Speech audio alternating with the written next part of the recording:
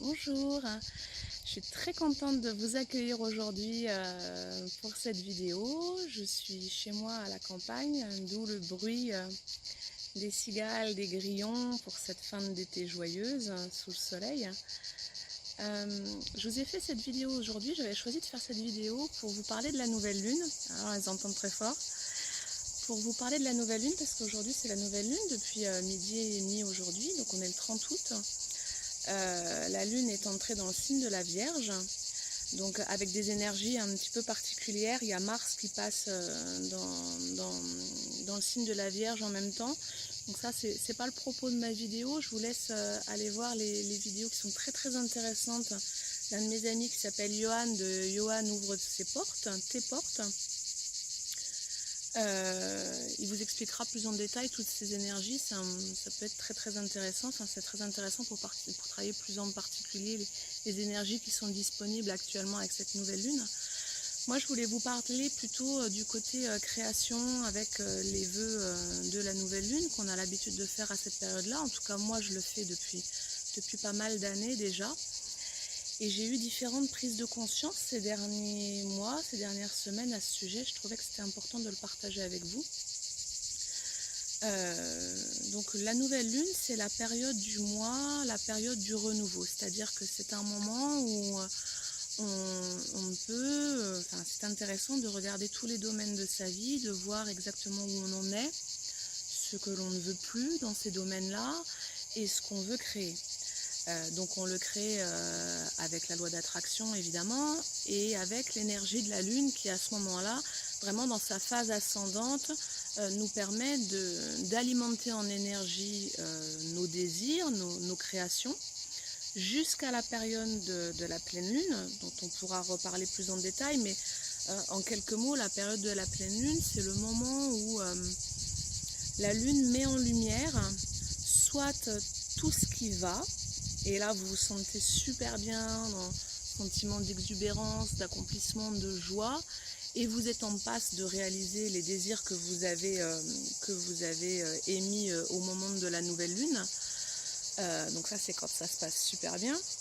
Quand ça se passe un petit peu moins bien, ou beaucoup moins bien, la période de la pleine lune, c'est un moment qui est un petit peu compliqué à vivre, où il y a beaucoup de tension, parce que tout simplement, elle est là pour mettre en lumière tout ce qui dans votre vie n'ira pas, ne va pas, par rapport aux vœux que vous avez déposés à la nouvelle lune. C'est-à-dire tout ce que vous devez abandonner comme croyance, comme pensée limitante, comme comportement, comme réaction, si vous voulez que vos vœux se réalisent. Donc ça, c'est pour la pleine lune. Au moment de la nouvelle lune, on a l'habitude donc d'écrire nos vœux dans tous les domaines de notre vie. Et donc moi je fais ça depuis des années, j'ai des cahiers, j'écris tout le temps mes vœux de la nouvelle lune et ça marche vraiment. Je regarde d'aussi loin que je puisse regarder, je crois que ça fait 4 ans que je le fais. J'ai réalisé absolument tous mes vœux de la nouvelle lune, sauf ceux des derniers mois ou dernières années qui sont en cours de réalisation ou qui sont trop récents pour avoir encore porté leurs fruits. Mais autrement, j'ai vraiment tout réalisé. Et il y a quelques temps, là, il y a quelques mois, je me suis rendu compte qu'il y avait quelque chose qui n'allait pas en fait dans ma vie. J'ai vraiment plongé dans une tristesse très profonde, à la fois de la tristesse, de la colère, enfin vraiment des sentiments qui m'ont fait plonger très très loin. Et il y a un sentiment de culpabilité qui a émergé en me disant mais c'est pas possible quoi, Audrey, regarde, tu as tout ce que tu voulais, tu as réalisé tous tes désirs dans chaque domaine, mon mari, mes enfants, la maison qu'on voulait, le métier, mon métier que j'adore, les finances, enfin, tout ce que j'avais demandé à la lune, je l'avais réalisé. Et pour autant, moi, à l'intérieur, je me sentais pas bien. J'étais vraiment pas heureuse, clairement. Alors ça peut faire un peu style la capricieuse, la trop gâtée de la vie. Pour autant, c'est sincère, c'était vraiment ce que je ressentais. Parce que tout simplement, j'avais créé, autour de ces désirs qui étaient réalisés, j'avais créé un mode de vie qui ne m'allait pas, qui ne me convenait pas, et surtout un fonctionnement dans lequel je ne pouvais absolument pas profiter de mes créations. C'est-à-dire que voilà, ma belle maison là à la campagne que j'avais que j'avais tant désiré, qui correspondent tout à fait au tableau de vision qu'on avait fait avec mon mari. Mais j'en profitais absolument pas parce qu'on courait dans tous les sens. On n'avait pas 2 heures dans le week-end pour en profiter. On a fait des gîtes, on a 2 entreprises, on a 3 enfants. On courait partout et je n'en profitais absolument pas. Et puis quand vous êtes comme ça en suractivité tout le temps, vous êtes complètement épuisé, vous pouvez profiter de rien. Donc ça, c'était pour mon cas particulier. Et je me suis rendu compte que je n'étais pas la seule dans ce cas-là. J'ai discuté avec pas mal de monde autour de moi. Et je pense que la loi d'attraction, c'est très bien, c'est ce dont je voulais vous parler aujourd'hui. Ça fonctionne vraiment, clairement, c'est comme ça qu'on crée tout dans notre monde. Par contre, il y a quelques subtilités qu'il faut comprendre, notamment sur la méthode qui est de surveiller ses pensées, les modifier quand elles ne sont pas porteuses, surveiller ses sentiments, pas rester trop longtemps dans la peur, la tristesse, parce que c'est ce qu'on va attirer plus tard. Tout ça, ça marche, ça fonctionne, mais ça nécessite une énergie énorme. Et moi, j'en suis arrivée, après quelques années de pratique de la loi d'attraction, à un épuisement total.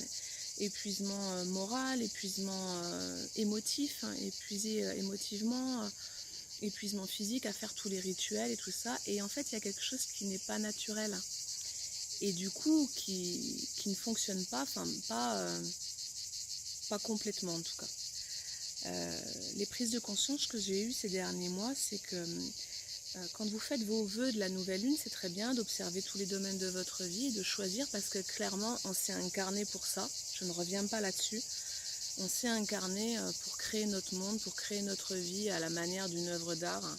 Vous changez ça, vous créez une œuvre d'art et ça vous prendra toute la vie pour le faire. Donc ça, c'est réel, ça fonctionne vraiment comme ça et on est là pour ça.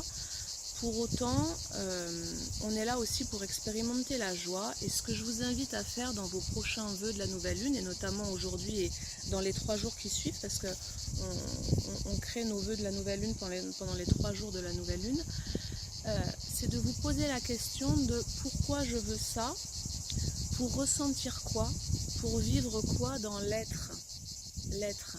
C'est-à-dire, si on prend l'exemple, je ne sais pas, d'une voiture, si vous voulez créer dans votre vie une nouvelle voiture, on peut créer une nouvelle voiture pour différentes raisons en fait. Vous pouvez avoir une vieille voiture qui tombe tout le temps en panne, vous êtes retrouvé plusieurs fois dans la situation d'arriver en retard au travail, ou même d'être sorti un soir tard de chez des copains, d'être tombé en panne à 1h du matin sur un bord de route et vous avez vraiment eu peur.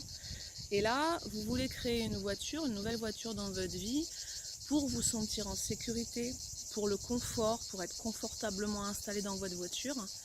Et c'est complètement différent de la personne qui veut créer une nouvelle voiture parce qu'elle adore les belles voitures et que attirer ce type de voiture-là dans sa vie, ça lui fera ressentir un sentiment d'accomplissement de soi intense. Vous savez, le « waouh, j'ai créé ça, je suis tellement content, j'en rêvais depuis longtemps ».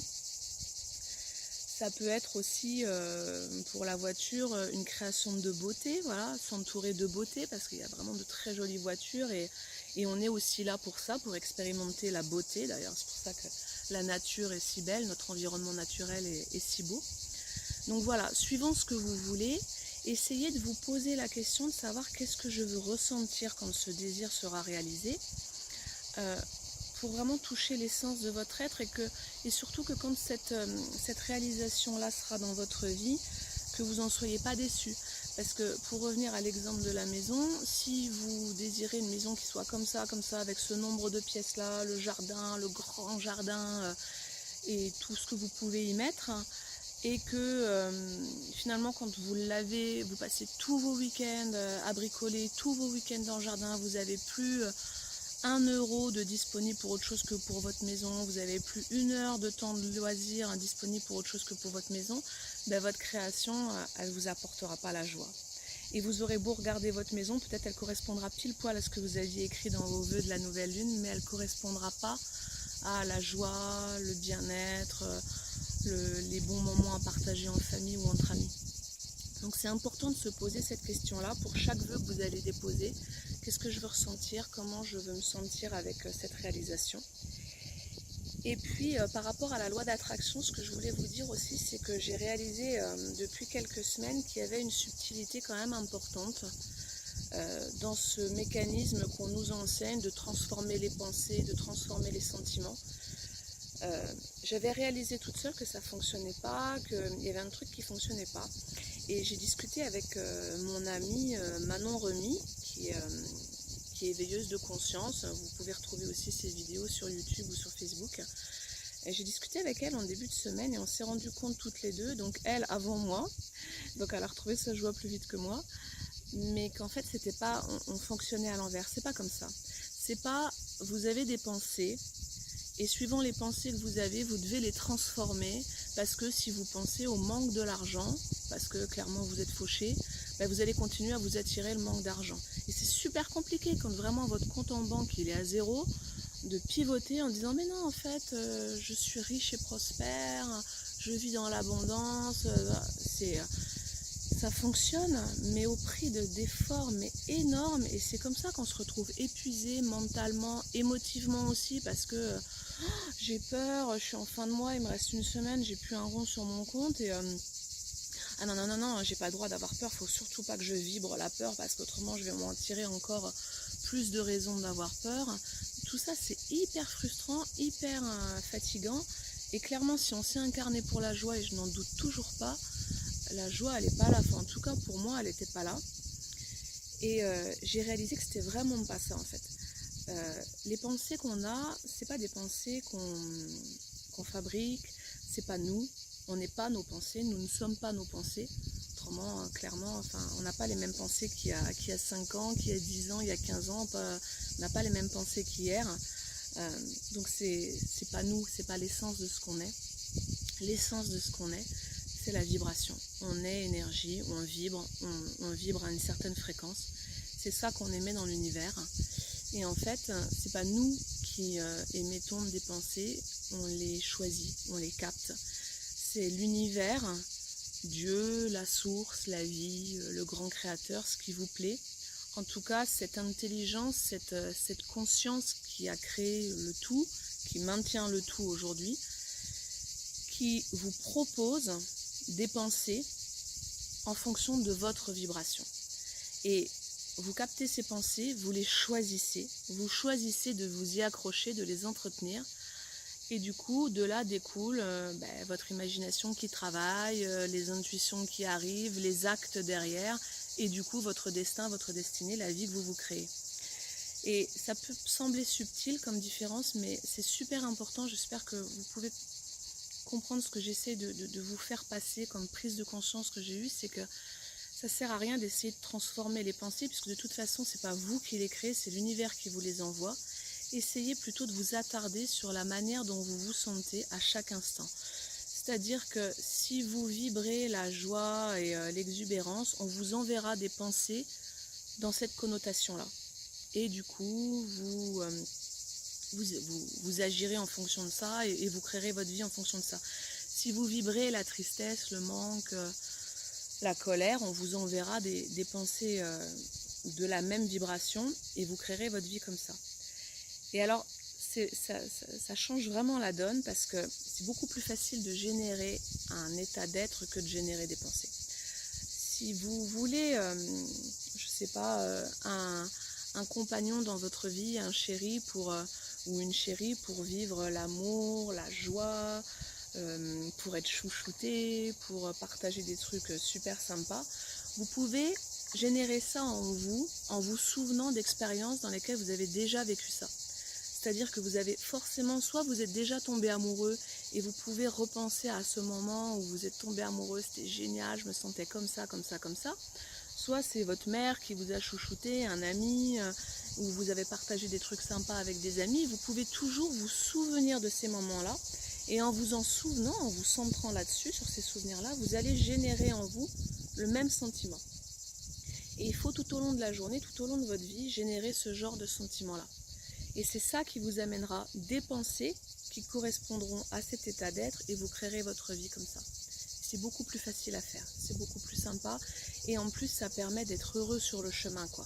De ne pas attendre que les choses se soient manifestées dans votre vie pour vivre déjà la joie, l'exubérance, l'accomplissement et ainsi de suite.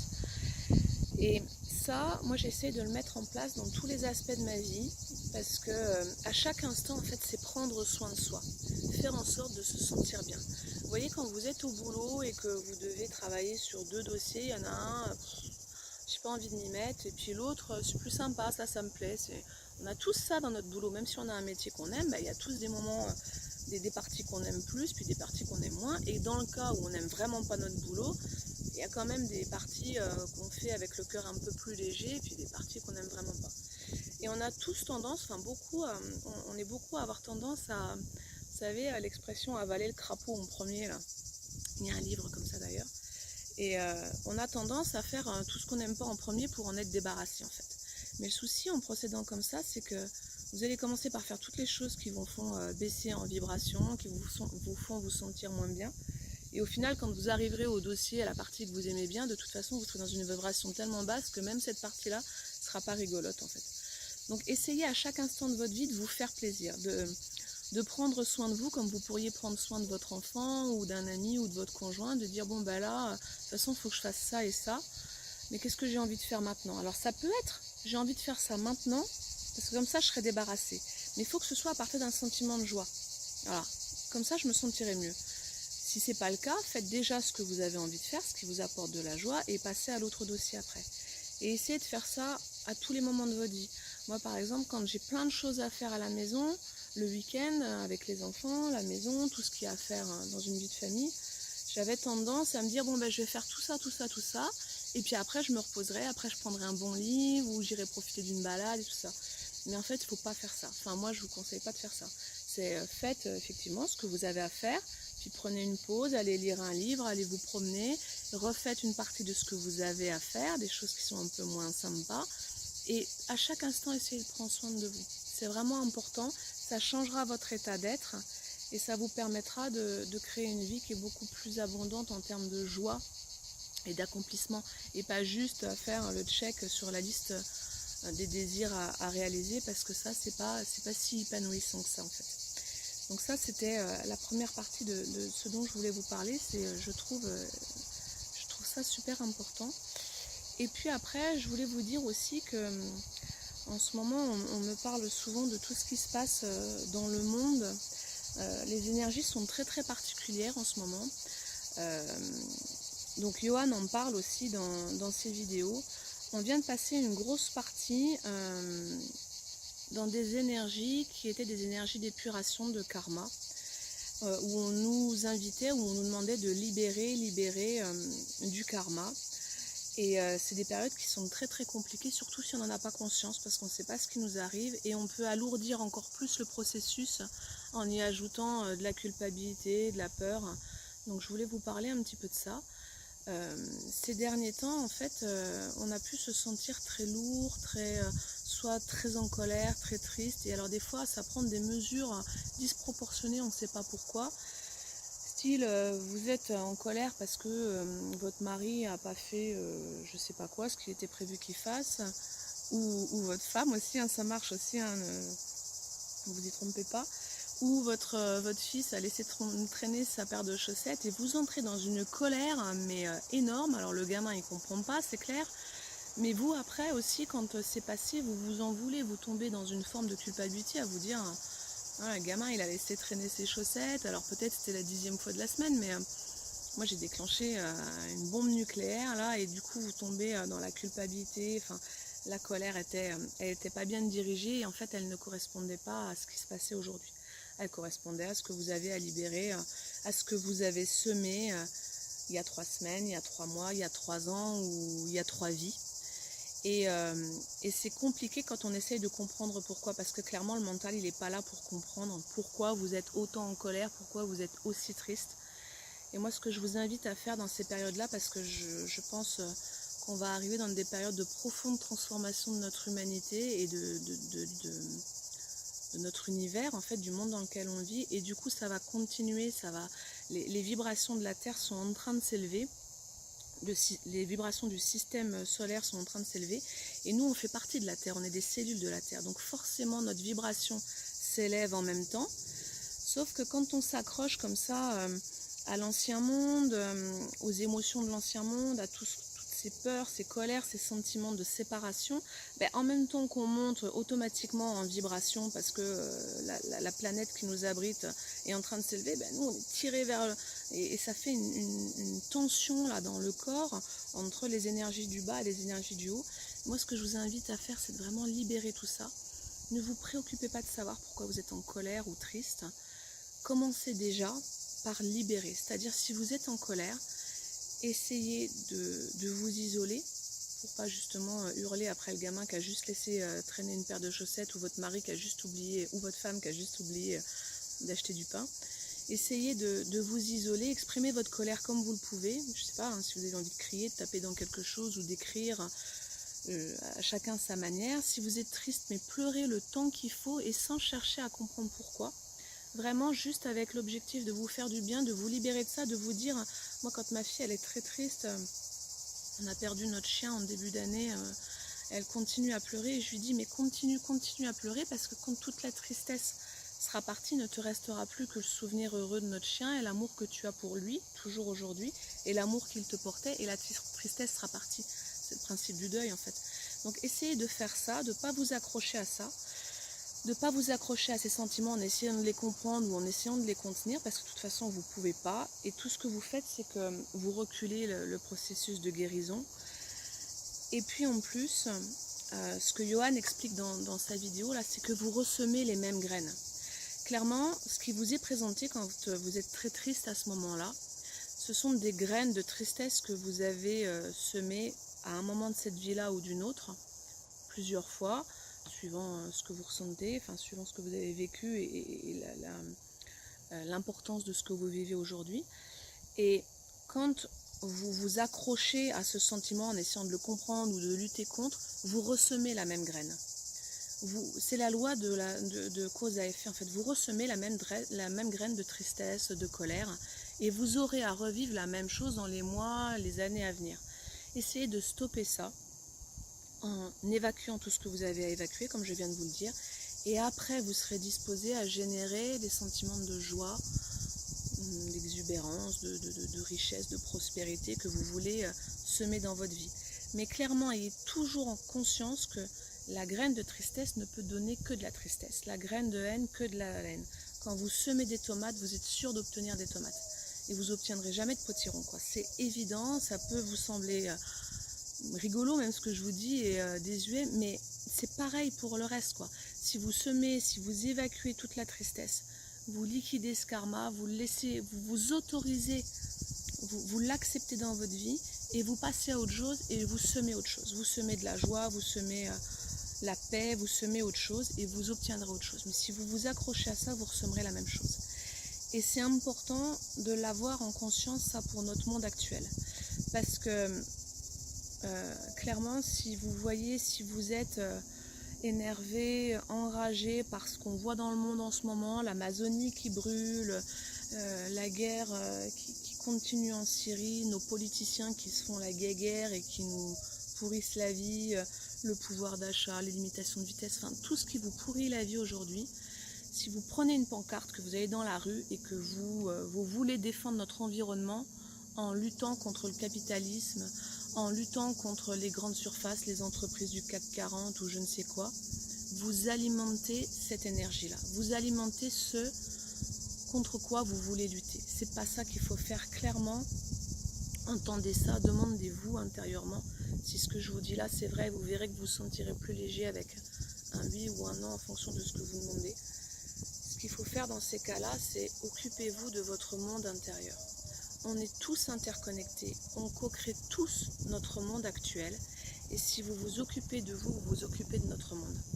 C'est-à-dire que pour défendre notre planète aujourd'hui, occupez-vous, vous, de mettre en place de plus en plus de gestes écologiques dans votre quotidien, d'enseigner vos enfants, de les éveiller, mais aussi de prendre soin de vous et de votre corps. Parce que clairement, on fait partie de la Terre, on est une cellule de la Terre, comme les cellules à l'intérieur de notre corps sont des cellules qui font partie du corps et certaines cellules sont en bonne santé et propagent la bonne santé, mais certaines cellules de notre corps sont des cellules cancéreuses et peuvent se multiplier l'une à côté de l'autre le cancer se propage comme ça, les cellules l'une les unes à côté des autres, et provoquer le cancer généralisé.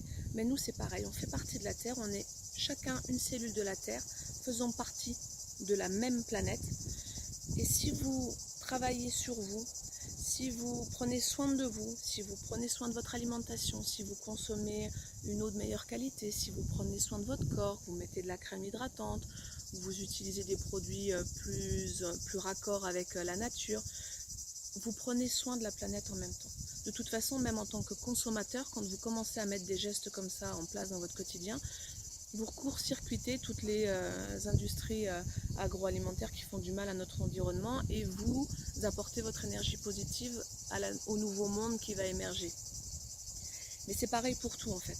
Quand vous protestez contre la guerre partout dans le monde ou contre les politiciens, là, notre président français qui est en train de se battre contre le président brésilien, quand vous vous accrochez à ça, et je vous dis pas que moi ça m'arrive pas, attention, je suis en train de vous dire, je dois faire un effort aussi. Quand vous vous accrochez à ça, en fait, regardez à l'intérieur de vous comment vous pouvez vous créer la paix en vous. Parce que si vous remarquez, c'est difficile à entendre, mais si vous remarquez la guerre dans notre monde, vous l'avez à l'intérieur de vous. Les graines dont je vous parlais, si vous voyez la guerre dans votre monde, vous avez les mêmes graines en vous. Alors vous faites peut-être pas la guerre en Syrie, vous participez pas à la guerre en Syrie et du coup vous croyez que vous n'êtes pas comme ça. Sauf que regardez si vous faites la guerre à vos collègues, à votre voisin parce que le chien aboie toute la nuit, à votre conjoint pour telle ou telle raison, à votre patron parce que vous l'aimez pas, ou à vous-même tout simplement, à vous reprocher d'être trop comme ci, pas assez comme ça, vous vous faites la guerre. C'est la même graine. Vous avez l'impression que c'est pas la même chose parce que vous n'avez pas des armes, vous n'êtes pas en Syrie, mais c'est la même graine. Vous aurez le même fruit, plus petit, plus gros, mais vous propagez ça dans notre monde. Donc notre boulot aujourd'hui, c'est clairement pas d'aller mettre des pancartes contre la guerre en Syrie, ça ne sert à rien. Au contraire, ça alimente le truc. Ce qu'il faut faire, c'est créer la paix en nous. Si vous semez ces graines-là en vous, si vous créez la paix en vous, vous la propagez. Alors, vous la propagez autour de vous, auprès de vos enfants qui feront moins la guerre à leurs frères et sœurs. Moi, je le sais, quand j'arrive à créer plus de paix en moi, mes enfants, ils se disputent moins entre eux, ils sont 3, ils n'arrêtent pas de se disputer. Quand ils n'arrêtent vraiment pas de se disputer, je me demande quel climat je vibre dans ma famille. Et clairement, c'est souvent des moments où moi, je me dispute beaucoup avec mon mari, où je me dispute beaucoup avec mon associé au boulot. Donc, essayez à chaque instant de créer la paix en vous, pour vous, de prendre soin de vous, de ceux qui vous entourent, et vous diffuserez cette énergie de paix autour de vous. Et c'est valable pour tout. Quand vous vous indignez des gens qui vivent dehors, qui n'ont pas d'argent, de la pauvreté dans le monde, vous ne servez pas cette cause si vous vibrez sur ce côté du bâton. Accordez-vous l'abondance à vous, créez l'abondance pour vous dans votre vie, et c'est ce que vous rayonnerez dans notre monde, et c'est de ça dont on a besoin aujourd'hui dans notre monde. Donc voilà, je vais vous laisser vous amuser avec tout ça, essayer que ce soit joyeux, il faut vraiment que ça reste léger et joyeux. Vous avez 3 jours devant vous pour créer vos vœux de la nouvelle lune en vous demandant vraiment ce que vous vouliez ressentir quand ces désirs seront réalisés. Continuez à créer votre vie parce qu'on est clairement là pour ça. Les désirs que vous poursuivez dans votre vie, Deepak Chopra dit que les désirs qu'on a en nous, c'est Dieu, l'univers, la source, la vie, qui les a mis en nous. Et quand vous cheminez sur le chemin pour les réaliser, en fait, vous évoluez. On est là pour évoluer, on est là sur Terre pour apprendre l'amour inconditionnel, le lâcher prise. C'est dur le lâcher prise, enfin, tout est difficile de toute façon. On est là pour apprendre toutes les valeurs de l'univers, toutes les lois spirituelles de l'univers.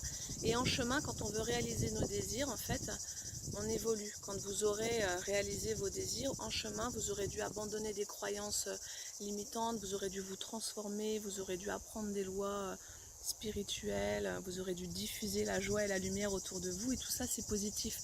Donc, continuez à suivre la voie de vos désirs, c'est hyper important. On est de grands créateurs, on est là pour créer ce monde, co-créer ce monde tous ensemble.